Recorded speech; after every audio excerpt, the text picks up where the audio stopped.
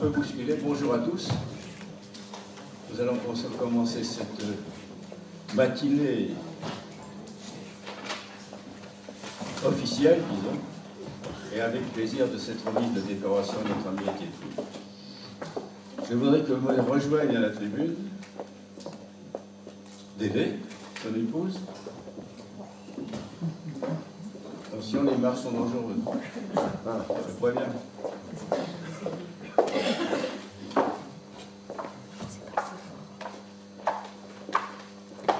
Son fils et son épouse André et Pascal.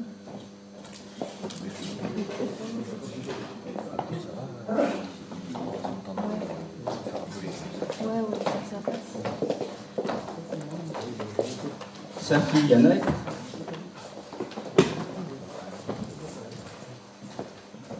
Ses petits-fils Robin, Alexis et sa petite-fille Morgane. Quand on dit petits, ils sont déjà grands.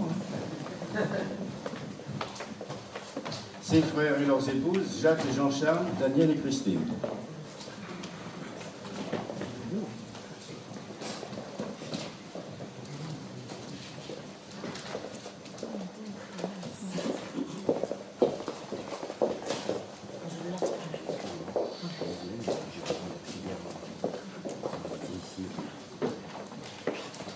Maintenant, je vais appeler nos amis administrateurs.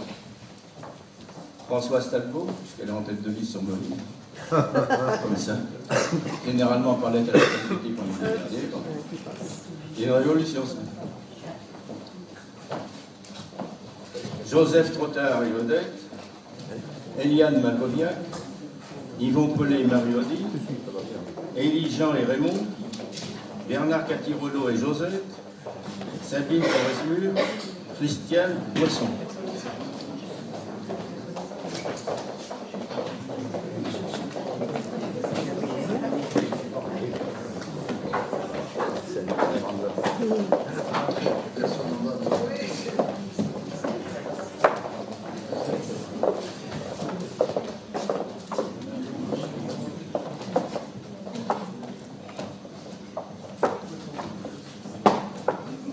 Les amis Jean-Emmanuel Prost, directeur de l'ONAC de l'Aude, Gilbert Simon, maire de Campagne-sur-Aude, Jean-François Amadou, directeur de l'EPD de Pierre-Vive, Josette Berthier, Jean-Louis Béziard, délégué général du Souvenir français de l'Aude, Martine Talbot et Daniel Audy, Alain Maigret et Martine.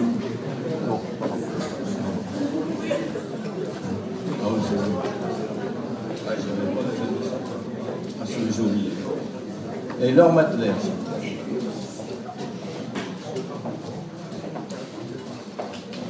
Voilà. Tout le monde est en place.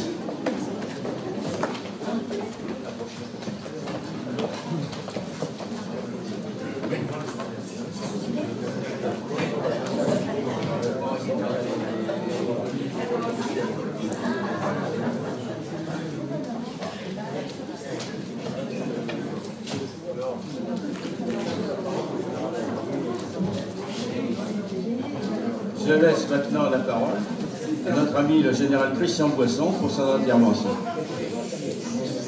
C'est à vous, mon général.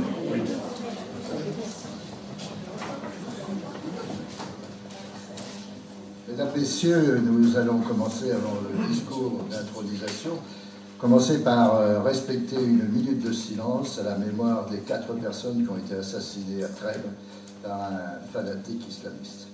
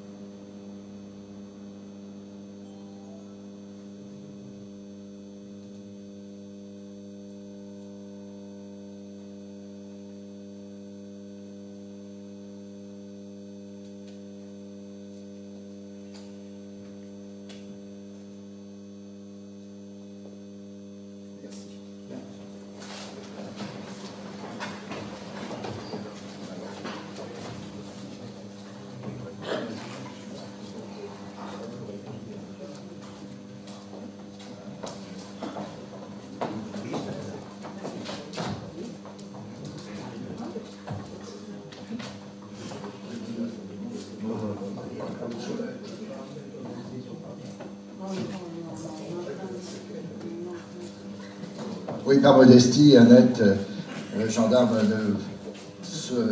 colonel Beltran était aussi son patron.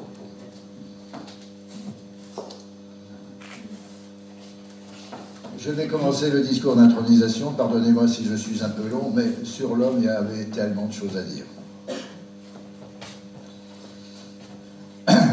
Beaucoup de monde pour cette cérémonie. Merci à vous tous pour votre présence. Vous êtes venus pour rendre hommage à Étienne Courpe, que le président de la République a voulu honorer de l'Ordre national du mérite pour service rendu.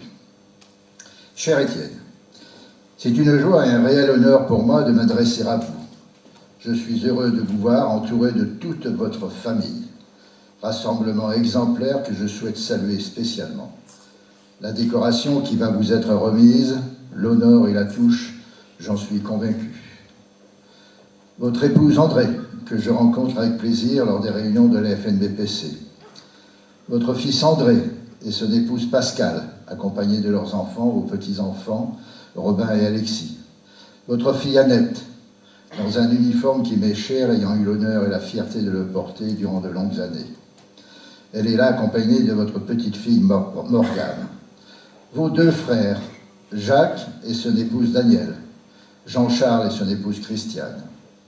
Tous ont fait un long déplacement pour vous entourer. Je sais combien vous êtes sensible à leur présence. Je sais que vous êtes très sensible aussi à la présence de M.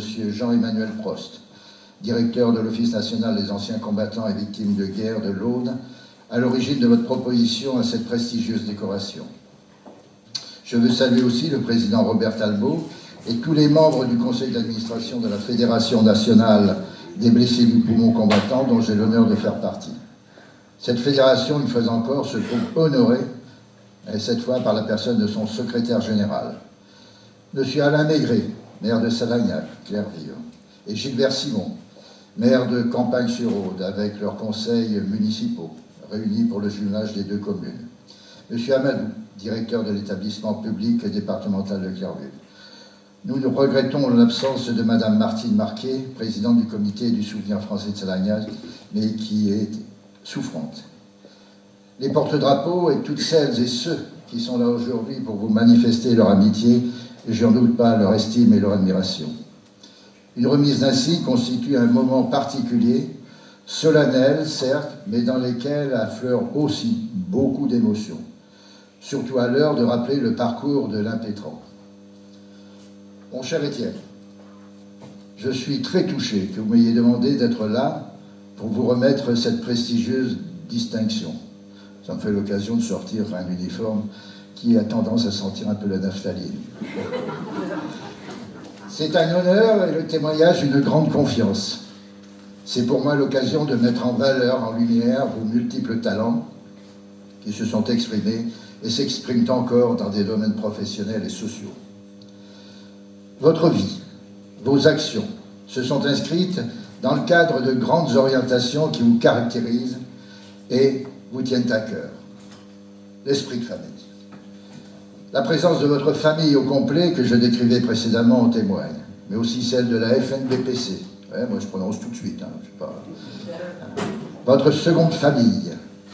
Le plus grand nombre de vos activités aujourd'hui se fait dans le cadre de cette vénérable association qui bientôt célébrera ses 100 ans. La volonté de se mettre au service des autres. Très vite, très tôt, vous avez voulu participer au fonctionnement des instances, des associations qui ont été créées pour rendre et défendre la justice sociale, afin d'attribuer à ceux qui sont victimes d'accidents de la vie professionnelle les pensions, les indemnités, les aides que leur doit la société. Nous y reviendrons plus longuement. Le devoir de mémoire, pour ceux qui ont payé de leur vie ou souffert dans leur corps pour la défense et le service de la patrie, vous n'avez jamais admis ni l'indifférence et encore moins ni l'oubli. Ces traits et ces caractéristiques de votre riche personnalité vous honorent. Entrons maintenant dans la description de votre vie, dans vos deux parcours. Le premier est militaire, le second est civil. Né la veille de Noël 1942, en pleine guerre mondiale, vous vous engagez à moins de 19 ans à l'école des sous-officiers de Saint-Bexon. Vous vous vous y révélez très vite, comme un militaire intelligent. Eh oui, ça existe. Dynamique, et un entraîneur d'hommes nés. En unité, l'élément prometteur détecté par les cadres de l'école confirme. Vous montez rapidement en grade et en 1971, à 29 ans, vous êtes nommé adjudant-chef, ce qui constitue une progression absolument remarquable. À l'époque, ce grade constituait pratiquement le sommet de la carrière d'un sous-officier. 29 ans. Le 1er décembre 1977, c'est l'accident en service commandé. Vous êtes blessé, très gravement. Vous obtenez alors la concession d'une pension militaire temporaire de 65%, qui est transformée en 1981 en pension définitive à un taux de 85%. Plus tard, en raison d'une aggravation de votre état de santé, la pension définitive est portée à 100%. Puis un taux de 100% plus 1 degré. 13 années après la blessure en service commandé. 13 années. Cette évolution du taux obtenue laborieusement par votre volonté de faire reconnaître vos droits entrera sûrement dans votre décision d'adhérer à des associations qui défendent les droits des particuliers face à une administration tatillonne et procédurière. En unité, vous vous montrez comme un gradé remarquable. Le colonel commandant le 81e régiment d'infanterie vous décrit comme un officier mobilisation très compétent, un sous-officier de très grande valeur, un chef qui assure son commandement avec brio, un pédagogue expérimenté et un comptable hors pair. Ces éminentes qualités dans des domaines différents vous conduisent à recevoir en 1978 le niveau de notation exceptionnel. Le 22 juillet, vous faites valoir, 79, vous faites valoir vos droits à pension de retraite après une carrière militaire de 22 années. Le 24 décembre 1993, vous êtes admis à l'honorariat de grade d'adjudant-chef, un grade qui vous tient manifestement à cœur. Vous vous lancez alors avec cet enthousiasme et le dynamisme que l'on vous connaît depuis toujours dans une carrière civile. Vous êtes embauché à l'essai, le 1er août 1979, en qualité d'employé dans une société pétrolière à Lézignan-Corbière. 6 mois plus tard, ayant révélé vos remarquables qualités de chef, d'organisateur et de responsable, vous êtes intégré comme cadre supérieur de cette société. En qualité de directeur des départements marchés internationaux, achats produits pétroliers, logistique transport, dépôts pétroliers, pas moins, pas mal pour un débutant. Simultanément, vous êtes nommé conseiller du préfet de l'Aude pour la sécurité et le transport des matières dangereuses par route. Vous occupez votre poste avec brio et assurez vos responsabilités dans la société durant 18 ans, jusqu'au 31 janvier 1997. Mais, rattrapé par des problèmes de santé, vous devez le quitter. Vous êtes placé en invalidité 2e catégorie pour maladie grave le 1er février 1997. Le 1er janvier 2003, vous êtes admis à la retraite définitive. Revenons en arrière dans votre riche vie. Vous adhérez le 1er octobre 1979 à la FNBPC, la Fédération nationale des blessés du poumon combattant, et à l'association Les Amis des blessés du poumon. De février 1980 à septembre 2007, vous êtes administrateur de la section de l'Aude. En septembre 1990, vous êtes le secrétaire général départemental. En septembre 1997, vous adhérez à l'Union départementale des associations des anciens combattants et victimes de guerre de l'Aude, rattachée à l'UFAC. 2 ans plus tard, vous devenez le vice-président de l'UDAC de l'Aude. Ceci montre votre remarquable activisme dans le domaine associatif, humaniste, votre souci de vous trouver au poste de décision. Mais cela ne suffit pas à l'homme énergique et efficace que vous êtes.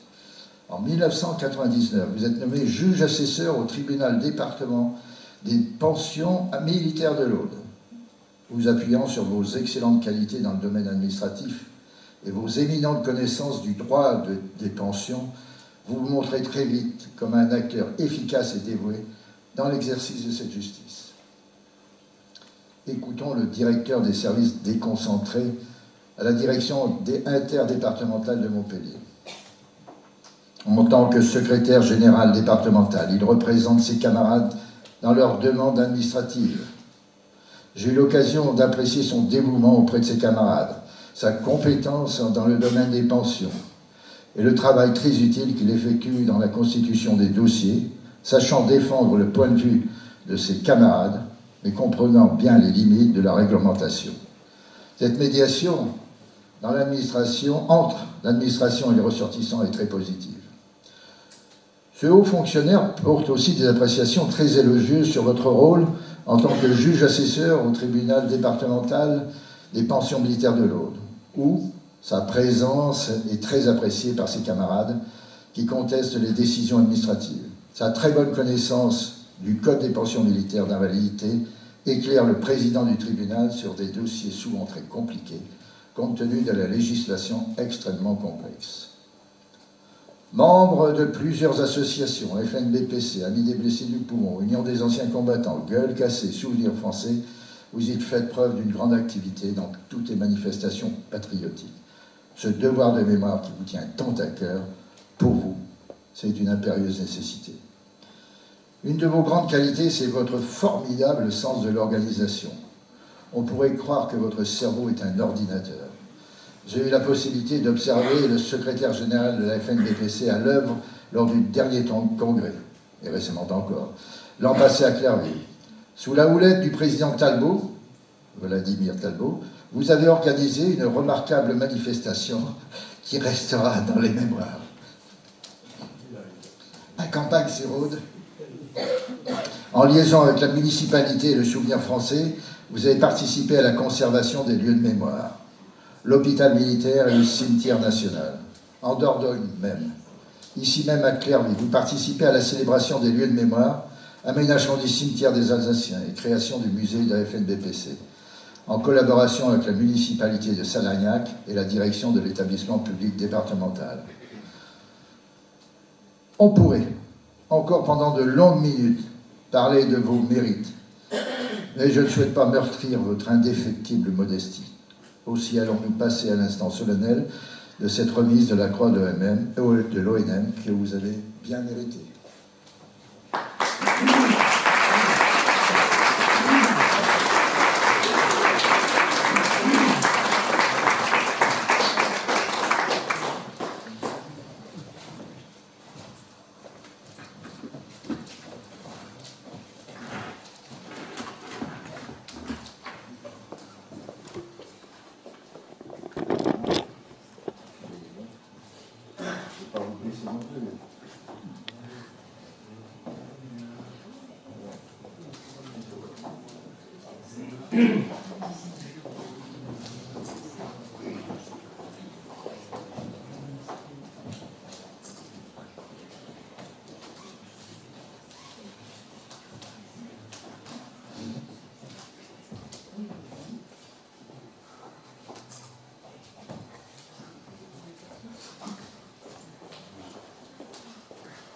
Monsieur Étienne Court, au nom du président de la République, en vertu des pouvoirs qui nous sont délégués, nous nous faisons chevalier de l'Ordre national du mérite.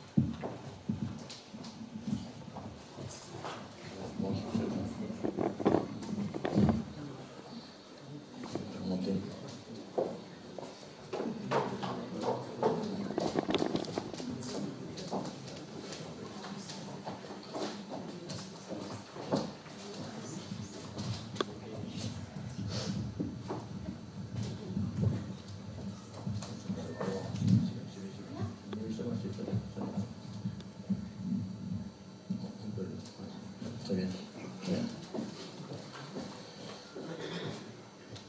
Voilà le moment le plus difficile pour moi. Qui est passé, Robert? En général,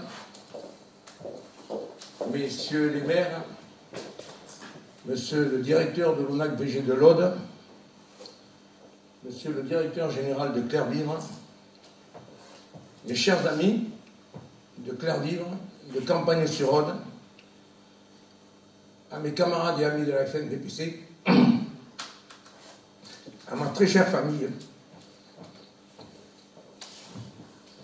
Ce n'est pas facile de prendre la parole après un orateur aussi talentueux que le général Christian Boisson, mais je vais essayer de faire de mon mieux avec mes mots, mes passions et mes défauts. Mon général, cher Christian, les propos aimables et élogieux que vous venez de tenir à mon égard me touchent profondément. Je suis très ému.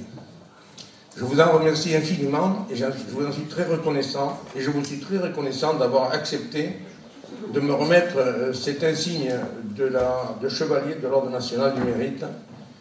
Et outre l'immense honneur qui m'est fait par son attribution, je suis doublement ému de recevoir cette marque de distinction qui m'est d'autant plus précieuse que c'est vous qui me l'avez remise.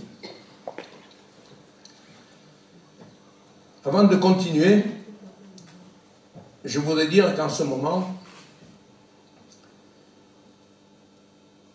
j'ai une pensée très émue pour mes parents, qui ne sont malheureusement plus là, mais surtout pour trois hommes. Trois hommes que j'ai beaucoup aimés. Excusez-moi. Mon grand-père maternel, Alexis, dont hier c'était l'anniversaire de sa mort. Il était croix de guerre à 14-18 et c'est lui qui m'a élevé. À mon grand-père paternel, Étienne Courpe, médecin, chevalier de la Légion d'honneur, que j'ai malheureusement connu trop peu de temps. Et celui par qui je suis ici aujourd'hui et à qui je dois en quelque sorte cette décoration, car c'est lui, l'invalide de guerre, le blessé des poumons, qui, après avoir été prisonnier par les Allemands, s'est évadé des châteaux de la Loire et a été blessé, pensionné, et il a adhéré à la FNDPC. Et quand moi je suis revenu ensuite avec cette blessure, il m'a dit « mais tu devrais aller dans une association qui tient le coup, qui va te suivre, c'est la FNDPC. » Et c'est pour ça que j'ai adhéré.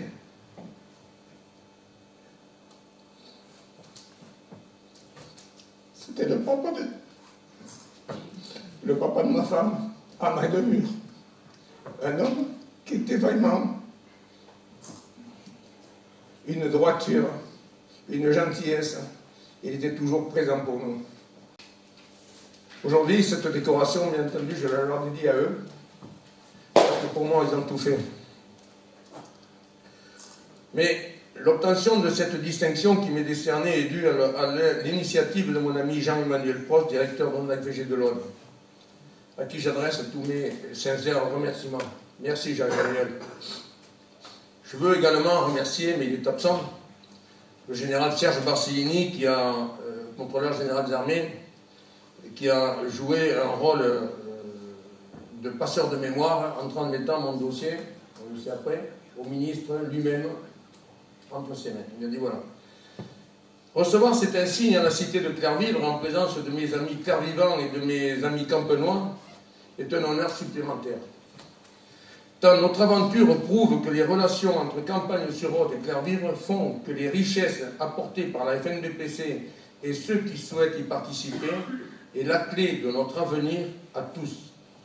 Je remercie infiniment Gilbert Simon et Alain Maigret, maires de ces deux magnifiques communes et qui sont de merveilleux amis, d'avoir accédé à la demande de la FNDPC en jumelant leur ville. Au-delà de la Fédération nationale des blessés du poumon combattant, cette nomination, puisqu'elle se porte à mon nom, honore plus humblement une famille, la mienne, sans laquelle je n'aurais pas pu faire ce long chemin, que son affection nous soit rendue. Mais quelle chance d'avoir une famille comme la mienne. En ce jour, je tiens à remercier mon épouse Dédé, mon fils André, son épouse Pascal, ma fille Annette, mes petits-enfants Robin, Alexis, Morgane, ici présents, qui sont toujours pour moi d'un grand réconfort et que j'adore. Dédé, sache que sans ta présence, ton aide, je n'aurais pu mener à bien l'ensemble de mes engagements vis-à-vis de la FNBPC. Merci. Merci pour tout ce que tu fais pour nous.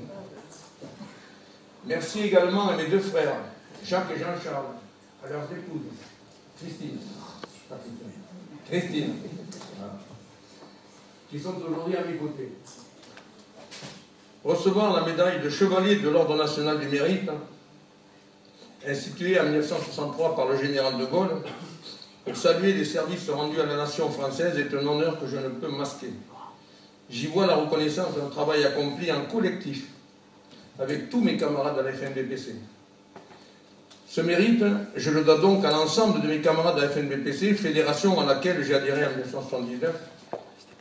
Et les premières personnes qui m'ont accueilli, ce sont André Balança, qui était président de la section de l'Aude, Pierre Monroy, qui était secrétaire général, René Négol, secrétaire adjoint, Roger Pierre Villaos, trésorier, et Louis Jalabert, porte-drapeau. Venant de prendre ma retraite militaire et à l'aube de ma carrière civile, où je venais de prendre la direction d'un important service au sein d'une société pétrolière, comme l'a dit le général Boisson, je ne pouvais m'impliquer pleinement au sein de la FNBPC. Ce fut fait en 1997 quand j'ai pris ma retraite. Et à partir de là, le destin me menant à prendre des responsabilités au sein de la FNBPC.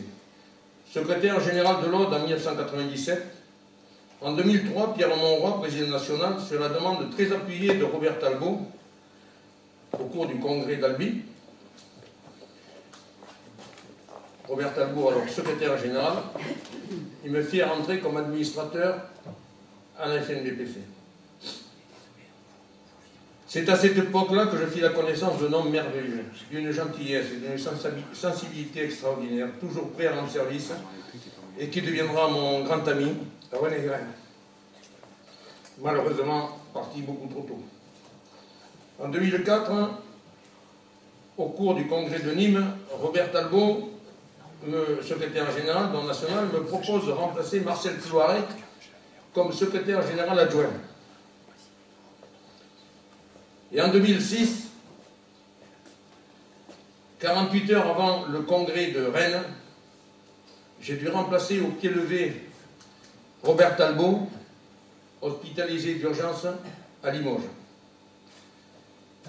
En 2007, au cours du 79e congrès national à Narbonne, Robert Talbot me dit que suite à ses problèmes de santé, et comme il souhaitait voir grandir lui aussi sa belle famille, m'a demandé de le remplacer, chose que j'ai acceptée.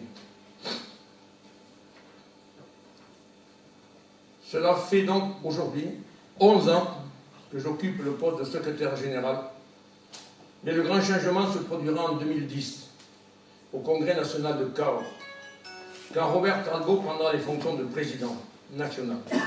C'est à partir de cette date que la FNBPC, par son énergie et ses nouvelles méthodes de travail et surtout de communication avec les ministères, la mairie de Paris a su inventer un nouveau modèle de référence pour se faire connaître et reconnaître auprès de ses autorités et surtout accompagner au mieux nos adhérents fragilisés, souvent, trop souvent, laissés de côté par les pouvoirs publics. Mais toutes ces modifications, je ne les ai pas faites tout seul. Je dois donc remercier pour leur collaboration et partager avec eux cette décoration tous les membres du bureau fédéral et du conseil d'administration de la FNBPC et des Amis des blessés du poumon. Robert, Joseph, Eliane, Yvon, Christian, Bernard, Marie-Sabine, Gabriel, Alain et Élie, sans oublier bien entendu leurs épouses qui font un travail formidable. Sachez, mon général, que l'insigne de chevalier de l'Ordre national du mérite que vous venez de remettre solennellement est un formidable moteur. Je suis sûr qu'il apportera à tous les bénévoles de la FNBPC ainsi qu'à moi-même encore plus de détermination à poursuivre notre action. Je ne voudrais pas terminer sans un remerciement à mes amis porte-drapeau. Merci donc à Loulou, porte-drapeau de la FNBPC de Campagne-sur-Rhône, à Daniel Desfossés, porte-drapeau de Clerville, et surtout à mon ami Paul Bruno, qui a fait le déplacement de Noailles pour que le drapeau de l'Ordre national du mérite soit là. Merci Paul, c'est très gentil et j'en suis très honoré. Un mot pour ceux qui n'ont pu nous rejoindre aujourd'hui et seront bien évidemment pas avec nous dans la pensée. Mesdames et messieurs, mes chers amis, il me reste à vous remercier sincèrement d'avoir bien voulu partager avec moi ces instants de grande émotion. Je vous remercie.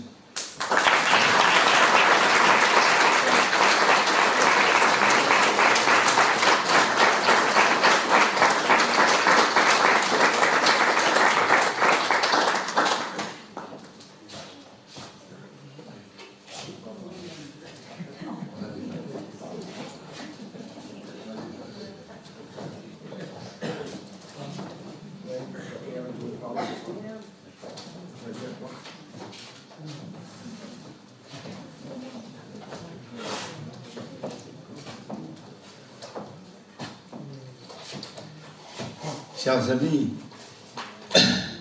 que vais-je pouvoir dire après le passage du général, du secrétaire général? C'est difficile de trouver les mots.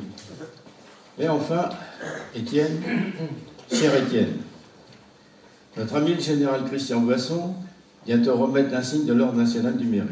En ce qui t'y concerne, il porte bien son nom, mérite. Mais revenons un peu en arrière. Nous nous sommes connus en prenant un verre à la terrasse d'un café en compagnie de Pierre Monroy en juin 2003 au congrès d'Albi.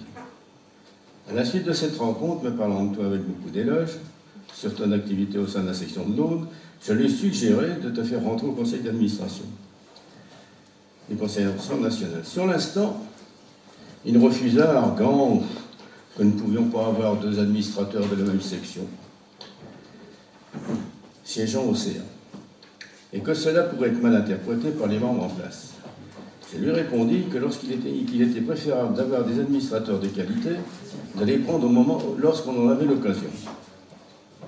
Et que cela était le cas. Tu connais la suite, à sa demande, tu intégras le conseil d'administration.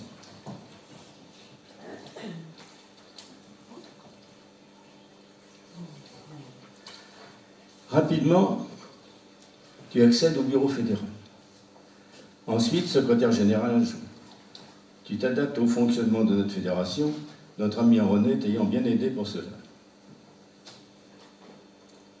En mai 2006, 3 jours avant notre congrès national de Rennes, un AVC m'expédie au CHU dimanche.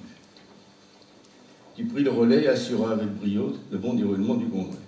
Après cet incident, devant lever le pied en 2007 au congrès national de Narbonne, tu deviens secrétaire général.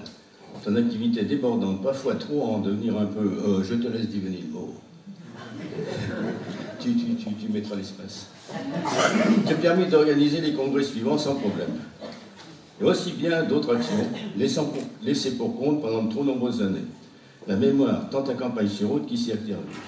Tu as fait sortir la FNBPC des ténèbres où elle était plongée. Tu as ravivé nos mémoires.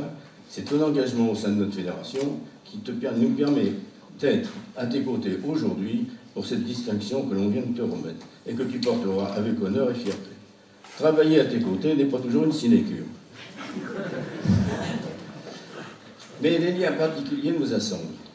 Bien qu'éloignés l'un de l'autre, nous avons toujours les mêmes idées au même moment. Pour résoudre nos problèmes concernant la Fédé, nos cerveaux doivent être fonctionnaires unifiés. Ensuite, nous sommes très attachés à nos familles. Tout ceci fait que malgré nos défauts, nous parvenons à travailler sereinement ensemble. Pour conclure, sans ton énergie, ton sens très militaire de l'organisation, nous ne serions pas là tous réunis pour te pour la remise de l'Ordre national du mérite de décoration que tu as amplement méritée. Merci à toi, Étienne. Merci à Dédé qui te soutient depuis longtemps. Je dis soutien, supporte.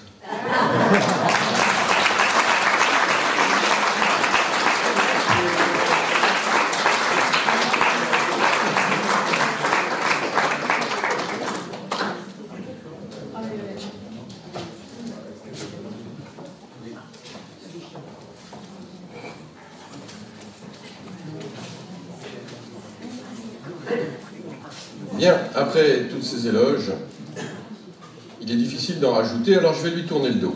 Je vais m'adresser à sa femme. Et on vient d'en parler, parce que Dédé, pour les intimes, très intimes d'ailleurs, enfin, en trop intimes, lui, votre mari est là. Hein. Et moi, je dis que pour qu'il y ait des grands hommes, il faut qu'il y ait des femmes. Et on les oublie souvent, bien trop souvent. Et aujourd'hui, je m'adresse à elle, parce qu'avoir accepté, pendant toutes ces années, que son mari prenne une maîtresse, la FNBPC, une maîtresse platonique, hein.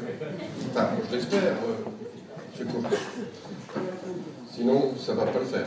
Bon, je dirais que accepter pendant toutes ces années, faire qu'il puisse œuvrer pour la FNBPC, eh bien franchement, si elle n'était pas là, il n'aurait pas eu cette distinction aujourd'hui. Donc elle le mérite autant que lui. Et je vous demande de l'applaudir.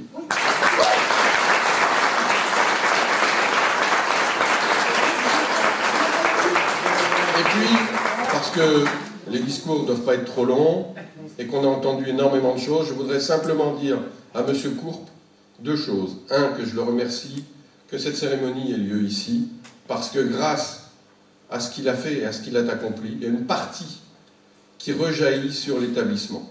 Et ça, je l'en remercie vraiment. Et puis, je le remercie aussi parce qu'il a toujours ce souci d'être un passeur d'histoire, un passeur de mémoire. En effet, la FNBPC, elle est la résultante de gens qui ont vécu, qui ont été blessés. Et il a toujours cette pensée de la continuité de la FNBPC d'une part, et puis de ce que devient le site de Clairvivre. Et dès qu'il y a une manifestation, M. Courte, M. Talbot, je les en remercie, ont toujours une pensée pour nos résidents et nos stagiaires. Donc à ce titre, 1000 fois merci.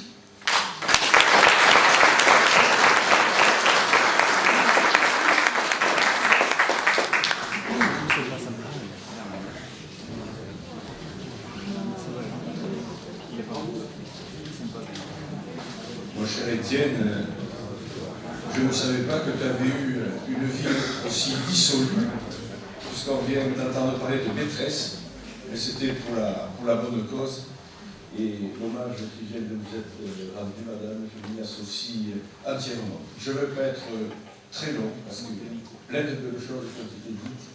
Moi, je remonterai juste à 2005, 13 ans déjà, 13 ans d'amitié, de partage, de vision commune de l'évolution de nos associations, de cette obligation ardente que nous avons tous pour perpétuer ce devoir de mémoire, cette obligation à la mémoire.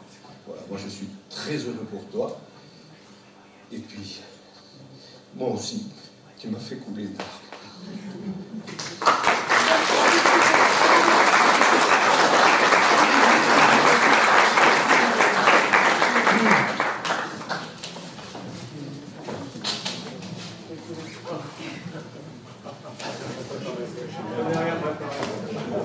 Bon, mais Étienne, moi non plus, je n'ai rien préparé.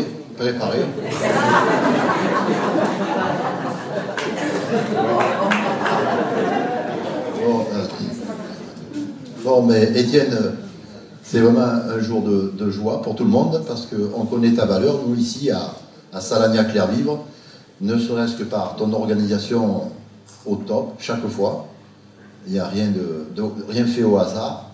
Et puis, j'apprécie beaucoup notre relation, où nous téléphonons souvent, presque toutes les semaines, et ça fait du bien parce que tu es vraiment un ami, en dehors de toutes tes considérations de mérite que tu as eu. Voilà, mais merci Étienne pour tout ça, pour Salagnac et Clairvivre, et tous les administrés et les habitants.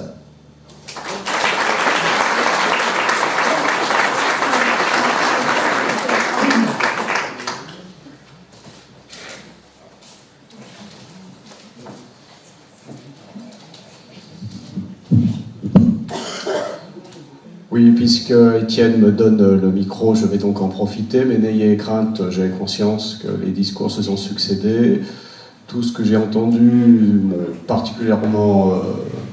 m'ont pas étonné du tout, puisque je connais Étienne, puisqu'effectivement, en tant que directeur de l'Office national des anciens combattants des victimes de guerre de l'Aude, lorsque on va dire que j'ai été parachuté d'ailleurs en 2012 dans l'Aude pour des raisons X ou Y que je ne développerai pas ici, n'est-ce pas, Étienne?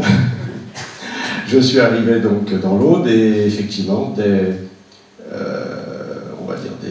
la première, enfin c'est le premier dimanche du mois de novembre, si je ne m'abuse, hein, Étienne, à Campagne-sur-Aude, il y a effectivement la cérémonie et j'ai eu l'opportunité, la chance de faire la connaissance effectivement donc, des représentants de la FNBPC, sans oublier bien sûr la municipalité bien sûr, de Campagne-sur-Aude et également de Salagnac par la suite. J'ai fait la connaissance effectivement d'Étienne dès 2012. Et d'habitude, quand je suis d'un tempérament un petit peu comme ce qui a été décrit pour Étienne, hein, quand ça me plaît, quand ça me plaît pas, ça me plaît pas. Et ça me plaît tellement que finalement, depuis 2012, je suis revenu toutes les années. Hein, je crois que ça fait 6 fois consécutives que je viens à Campagne-sur-Aude, et Dieu sait que pour un directeur de l'ONAC-VG d'un département, c'est particulièrement... c'est assez rare, parce qu'en fait, on est tellement dehors, on est tellement par monts et par vaux, qu'on a pour l'habitude de faire tourner, comme on dit. Puisqu'effectivement, on est censé aller aux assemblées générales, aux congrès départementaux, effectivement, et ensuite, à l'échelon local, comme on dit, on fait un petit peu tourner, parce que ça fait des centaines et des centaines de possibilités. Mais là, il n'y a pas photo, c'est un investissement, tant à Campagne-sur-Aude qu'à Salagnac et à Clairvivre, particulièrement conséquent, il faut dire les choses comme elles sont. Et mon cher Étienne, mon ami, tu es l'un des maîtres d'œuvre. Et lorsque j'ai eu l'opportunité, la chance de me pencher sur ton dossier, pour moi, il n'y avait aucun doute quant à l'issue de cette attribution de l'Ordre national du mérite. Et crois-moi, je le dis devant tout le monde, et sans aucune vergogne, parce que, Étienne pourra vous le confirmer, je suis l'homme du parler vrai, je suis l'homme de la transparence. On me consulte souvent pour des dossiers de LH et d'ONM. Pour toi, il n'y avait aucun souci. C'était franchement tes mérites qui devaient être reconnus et il n'y avait pas, comme je dis, il n'y avait pas photo. Tu ne pouvais qu'avoir l'Ordre national du mérite. Voilà. Je vous remercie pour votre attention.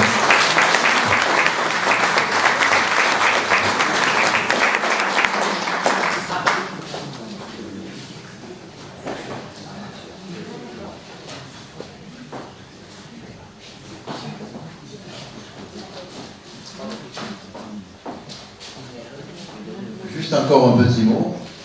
Là, j'ai l'honneur et la joie, au nom du conseil municipal, de tous les habitants de Salagnac-Clairvivre, de te remettre la médaille personnalisée de la commune de Salagnac.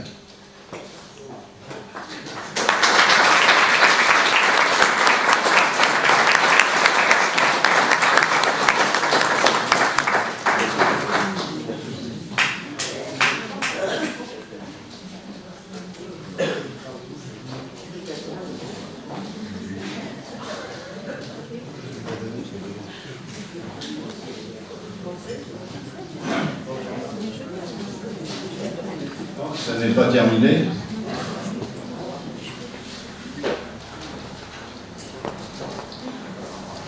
Ça n'est pas terminé puisque ses amis de bébé, nos épouses, vont lui remettre un cadeau qu'elle mérite. Alors Dédé, si tu veux te lancer, et mesdames, si vous voulez à côté.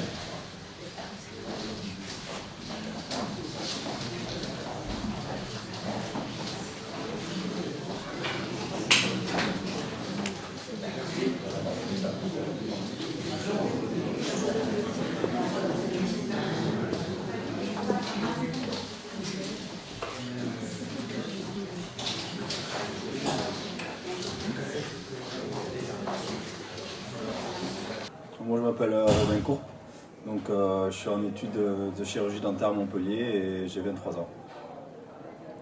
Et du coup moi je suis son frère, le petit-fils d'Étienne Courp, et j'ai 21 ans, je m'appelle Alexis Courpe et j'ai fait des études aux États-Unis, à Miami, études et foot à côté en même temps, en parallèle. Moi je me sens fier de ce que j'ai vu ce matin. Parce que bon, on ne savait pas à peu près tout ce que mon grand-père avait fait durant sa vie, on ne savait pas tout, donc là on a appris déjà pas mal de choses. Et puis après on l'a vu aussi ému, etc. Et puis j'avais son discours, donc non, ça m'a rendu fier, j'étais content. Ouais, c'est vrai, comme il a dit, beaucoup de fierté. Et puis nous, on a la chance d'avoir des grands-parents présents tout au long de notre vie. On a pu et on compte encore sur eux et ils sont toujours là pour nous. Et même mon grand-père, à chaque fois, il nous parle de ce qu'il fait pour l'association. À chaque fois, il nous dit 2 mots, il nous montre ce qu'il fait sur Internet, les papiers, etc. Tout ce qui nous en parle souvent, même de tout ce qui est au niveau militaire, tout ce qui est représentation, hommage, etc. On en parle souvent. Connaît tous, je pense, nous, je parle au nom de toute la famille, tous très fiers de lui aujourd'hui. Et je pense qu'on ne le remerciera jamais assez de tout ce qu'il fait pour nous, notamment ses petits-enfants, qui fait énormément de choses tout le temps pour nous. On est très fiers de lui et on l'aime beaucoup.